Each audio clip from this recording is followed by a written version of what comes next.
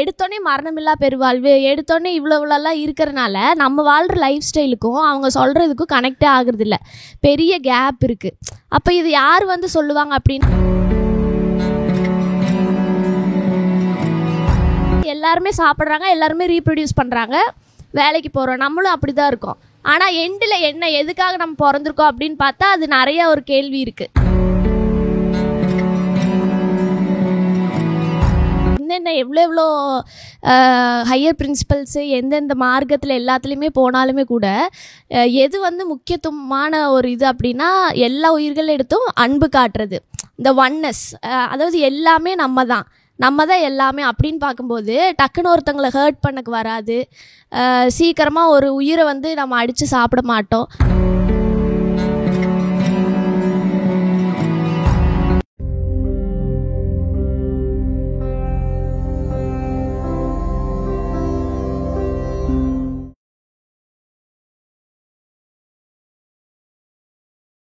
பெரும் ஜோதி அருட்பெரும் ஜோதி தனிப்பெரும் கருணை அருட்பெரும் ஜோதி. என் பேர் Bhavadharani, MBBS second year student. Kovai மாவட்டம் சுத்த சன்மார்க்க சங்கத்திலிருந்து இருக்கேன் நான். எங்கள் குடும்பத்தில் வந்து 4 பேர், அக்கா, நான், அம்மா, அப்பா. இப்போ குடும்பத்தில் 4 பேர். அப்பா வந்து சங்கத்தில் செயலாளராக இருக்காங்க, அம்மாவும் ஒரு பணி செய்கிறாங்க டெய்லி. இப்போ சங்கத்தில் நாங்கள் எப்படி இந்த வயசில் உள்ளே வந்தோம் அப்படின்னா, முதல்ல 9வது வகுப்பு படிக்கிறப்போ ஐயா வந்து எனக்கு கனவுல வந்து காட்சி அளிச்சிருக்காரு. ஆனால் அப்போ வந்து பெரிய இது இல்லை, அறிவில்லை. அதே மாதிரி கோயிலுக்கு போனாலும் சாமி கும்பிட்ற பழக்கம் எதுவும் எனக்கு இருந்ததில்லை. அதுக்கப்புறமா ஒரு 3 வருஷம் 4 வருஷம் கழித்து சங்கத்துக்குள்ளே வர்றதுக்கு ஒரு வாய்ப்பு இருந்துச்சு. ஆனால் அப்போவுமே வந்து உள்ள சங்கத்துக்குள்ளே வரணும், சன்மார்க்க பாதையில் இருக்கணும்னா நான்வெஜ் சாப்பிடக்கூடாது அப்படின்றது தெரியும். ஆனால் அப்போவுமே உள்ளுக்குள்ளே வந்து கண்டினியூஸாக நான்வெஜ் சாப்பிட்றோம் ஒரு ஹேபிட் இருந்துட்டு தான் இருந்துச்சு உள்ளுக்குள்ளே வந்துமே ஐயாவோட ஜோதிக்கிட்ட இருந்துமே வந்து நான் நான்வெஜ் சாப்பிட்டுட்டு ஒரு தடவை வந்து ஐயாவோட ஜோதியே தொட்டு சாமி கும்பிட்டு அடுத்த நாள் போகிறப்போ உடம்புல வந்து ஒரு பெரிய ஒரு வாயில் வந்து ஒரு செக் பண்ணுற வாயில் வந்து ஒரு பிரச்சனை வர்ற மாதிரி இருந்துச்சு. அதுக்கப்புறமா திருப்பி அந்த ஒழுக்கம் இல்லாமல் நம்ம அந்த ஒழுக்கத்தை கடைபிடிக்காமல் ஜோதிக்கிட்டு வரக்கூடாது அப்படின்னு சொல்லிட்டு ரொம்ப நாள் இருந்தேன். ஆனாலும் அந்த டேஸ்ட்டுக்காக நான்வெஜ் வந்து விட முடியல. அப்போ என்ன ஒரு விஷயம் வந்து நான்வெஜ் விட்டுச்சு அப்படின்னா, ஐயா வந்து சொற்பொழிவில் வந்து சொல்லிகிட்டே இருக்கிறது, வள்ளலார் ஐயா சொற்பொழிவில் சொல்லிகிட்டே இருக்கிறது என்ன அப்படின்னா, எல்லா உயிர்களிடத்திலும் அன்பு காட்ட வேண்டும் அப்படின்னு சொல்லிட்டு, நம்ம உயிர் மாதிரி தான் அதுவும் ஒரு உயிர், நம்மளை வெட்டும் போது எவ்வளோ வலிக்குமோ அதே மாதிரி தான் அந்த அடுத்த உயிர் வெட்டி நம்ம சாப்பிடும் போதும் வலிக்கும் அப்படின்றது. அந்த ஒரே ஒரு விஷயம் வந்து நல்லா உணர்ந்ததுக்கப்புறமா நான்வெஜ் வந்து எவ்வளோ தான் கிட்ட வச்சாலுமே அதிலிருந்து நான் சாப்பிட்றதே கிடையாது. குடும்பத்தில் 4 பேருமே அது சாப்பிட்றதே கிடையாது. அதே மாதிரி இப்போது இது வந்து ஏன் வந்து இவ்வளோ கஷ்டமாக இருக்குது அப்படின்னா, இந்த ஒரு கொள்கை. இப்போ எல்லா இது மரணமில்லா பெருவாழ்வு, என்னென்ன எவ்வளோ ஹையர் பிரின்சிபல்ஸு எந்தெந்த மார்க்கத்தில் எல்லாத்துலேயுமே போனாலுமே கூட எது வந்து முக்கியத்துவமான ஒரு இது அப்படின்னா எல்லா உயிர்கள் எடுத்தும் அன்பு காட்டுறது, இந்த ஒன்னஸ். அதாவது எல்லாமே நம்ம தான் எல்லாமே அப்படின்னு பார்க்கும்போது டக்குன்னு ஒருத்தங்களை ஹர்ட் பண்ணக்கு வராது. சீக்கிரமாக ஒரு உயிரை வந்து நம்ம அடித்து சாப்பிட மாட்டோம். இப்போ அந்த ஒழுக்கமெல்லாம் தன்னாலே வந்துடும். அதுக்கப்புறமா நான்வெஜ் சாப்பிட்ட இது வந்து விட்டுட்டோம், நாங்கள் 4 பேருமே சாப்பிட்றதில்ல. ஏன் வந்து இப்போது எல்லாருமே வந்து சன்மார்க்கம்னாலே வந்து இது எல்லாமே வாழ்க்கையில் எல்லா கடமையும் முடிச்சுட்டாங்க, எல்லாருமே வந்து வயசானவங்க தான் இதில் வர்றாங்க.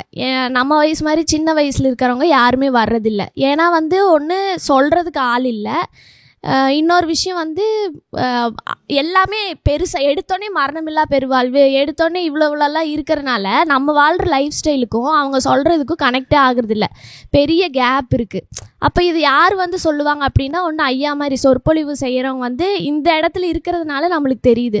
மற்றபடி எல்லா ஸ்கூல் ஸ்டூடெண்ட்ஸ்க்கு எல்லாத்துக்குமே தெரியணும் அப்படின்னா இந்த மாதிரி யூடியூப்பில் ஏதாச்சும் டெலிகாஸ்ட் பண்ணுற விஷயங்கள் இதெல்லாம் வந்து போட்டு காமிச்சு சின்ன வயசுலேருந்தே கொண்டு வந்துட்டோன்னா இந்த டிசிப்ளின் கூடயே வந்துடும். ஃபஸ்ட்டு வந்து டிசிப்ளின் கூடயே வந்துருச்சுன்னா அதுக்கப்புறமா பின்னாடி இந்த ஐயாவோட கொள்கைகள் இதெல்லாம் அவங்களுக்கே தன்னாலே புரிய ஆரம்பிச்சிடும். ஒரு கேள்வியும் அவங்களே ஒரு சத்விசாரம் பண்ணி அவங்களே ஒரு மார்க்கத்துக்கு போயிடுவாங்க. இப்போ எல்லாருக்குமே வந்து ஞானப்பாதை தான் ஞானப்பாதை கடைசி. சரியை கிரியை பக்தி யோகம் ஞானம் வந்து கடைசி நம்மளோட பாதை. எல்லாருமே இதுக்கு வரணும்னு வந்து இது இல்லை. அவங்கவுங்களுக்கு என்ன அந்தந்த ஹியூமன் பீயிங்க்கு என்னென்ன அந்த ஜென்மத்தில் எடுத்திருக்காங்களோ, எதுக்காக அந்த உயிர் வந்து இந்த ஆத்மா வந்து எதுக்கு அந்த உடம்பு எடுத்திருக்கோ அதை அடையிறதுக்கான ஒரு விஷயம்னு ஒன்று இருக்கும். அதனால் எல்லாருமே வந்து ஞானத்துக்கே தான் வரணும் அப்படின்னு ஒரு இது கிடையாது. ஸோ பேசிக்காக இருக்கிற டிசிப்ளினை வந்து நம்ம மெயின்டைன் பண்ணிக்கணும் எப்போவுமே. நம்ம சங்கத்தில் வந்து எல்லா வாரமும் வந்து கண்ணுக்கு மருந்திடுதல், அதே மாதிரி வர்ம முறையில் வந்து எல்லா நோய்களுக்கான சிகிச்சை, இது எல்லாமே வந்து சுற்றத்தில் இருக்கிறவங்களுக்கு பண்ணிகிட்ருக்கோம். அதே மாதிரி டெய்லி வருஷத்தில் 365 நாளுமே வந்து காலை மதியம் இரவு 3 வேளையும் வந்து சுற்றி இருக்கிறவங்களுக்கு வந்து சாப்பாடு போட்டுட்ருக்கோம். இது வந்து ஒரு ட்ரஸ்ட் அப்படின்றதுனால நம்மளுக்கு பொருளாளர் செயலாளர் எல்லாருமே இருக்கோம். நாங்கள் வந்து என்ன பண்ணுறோம் அப்படின்னா, எங்களுக்கு கிடைக்கிற டைமில் நாங்களும் வந்து உள்ளுக்குள்ளே சர்வீஸ் பண்ணுவோம். ஃபஸ்ட்டு வந்து இந்த பக்தி இதெல்லாம் கோயிலுக்கு போனாலும் கையெடுத்து சாமி கும்பிட தோணாது.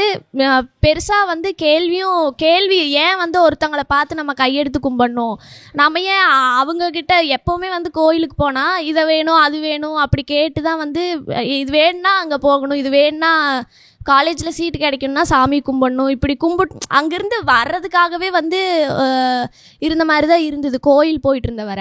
ஆனால் அதில் வந்து பெரிய ஈடுபாடு இல்லை, மனசு அதில் வந்து ஒட்டலை. அதுக்கப்புறமா ஒரு 3-4 வருஷம் கழிச்சு ஐயா வந்து கனவுல காட்சி கொடுத்தப்போ ஒரு விவரம் இல்லை. அதுக்கப்புறம் 3-4 வருஷம் கழித்து நடுவில் ஐயாவுக்கு எனக்கு அதுக்குள்ளே எந்த கான்டாக்டுமே இல்லை. அதுக்கப்புறமே நம்மளே போக போக ஒரு டேர்னிங் பாயிண்ட்டு அது வர்றப்போ நம்மளுக்கே ஒரு கொஸ்டின், நம்ம ஏன் பிறந்திருக்கோம். எல்லாருமே ஒரு பொருளை தேடி ஒரு இது தேடி போயிட்டுருக்காங்க. இப்போ என்ன சொல்கிறது, ஒரு 5 அறிவு உயிரினமும் நம்மளும் பார்த்தா எல்லாருமே சாப்பிட்றாங்க, எல்லாருமே ரீப்ரொடியூஸ் பண்ணுறாங்க, வேலைக்கு போகிறோம், நம்மளும் அப்படி தான் இருக்கோம். ஆனால் எண்டில் எதுக்காக நம்ம பிறந்திருக்கோம் அப்படின்னு பார்த்தா அது நிறைய ஒரு கேள்வி இருக்குது. அந்த கேள்வி வந்து நிறைய வந்துட்டே இருக்கிறப்போ நிறைய சொற்பொழிவுகள் கேட்குறது ஒரு இது. அந்த மாதிரி சொற்பொழிவு கேட்டு நிறையா அந்த சத்விசாரம் இது நிறையா பார்த்து ஓரளவு புரிய முடிஞ்சுது, ஓரளவுக்கு அந்த கிரகிச்சுக்க முடிஞ்சுது அவங்க சொன்னதை. அப்புறம் வந்து ஐயா கிடைச்சாரு. அது மூலயமா நம்ம எதுக்கு தான் பிறந்திருக்கோம் அப்படின்னு ஒரு கேள்விக்கு ஓரளவு புரிய முடிஞ்சுது. அந்த மாதிரி வந்தது தான் சன்மார்க்க பாதைக்கு. இன்னும் இது இன்னும் பெரிய ட்ராவல், இது ஒரு பெரிய ஜேர்னி தானே தவிர இது ஒரு எண்டு பாயிண்ட்டு இன்னுமே எல்லா கேள்விக்கும் ஆன்சர் கிடச்சிருச்சு அப்படி இல்லை.